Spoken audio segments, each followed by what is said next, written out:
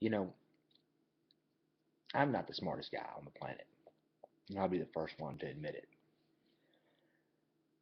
However, the problem that we have in America, maybe even in the entire world nowadays, is that we try to live on extremes.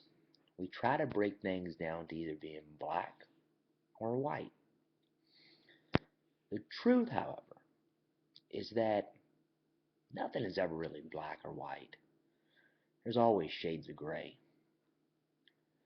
We see people on the far right that scream and yell to the heavens that the people on the far left are idiots and wrong and, you know, naive. Then we flip over on the far left, and the far left says that everybody on the far rights are basically Neanderthals and crazy conservatives and gun nuts and all of this white supremacists, the whole 9 yards. The truth of the matter is that neither one is telling the truth. There's always going to be somebody somewhere in any group, any sect, any tribe that's always going to be a bad person. That's always going to have malicious thoughts or ideas.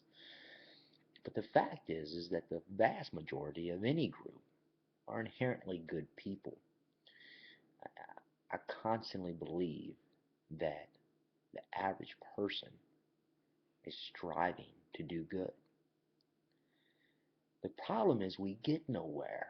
We get to no point of understanding when we refuse to accept the possibility that just maybe somebody we don't like is right.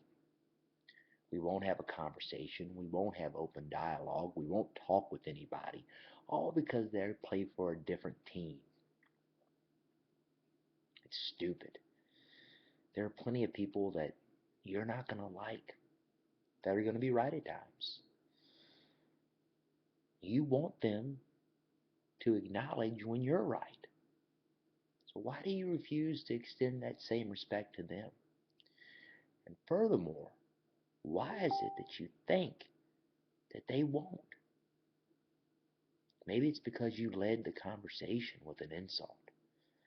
Maybe with instead of coming to the table and sitting down with an intense desire to understand someone else's perspective, you sat down to the table just to tell them how wrong they were.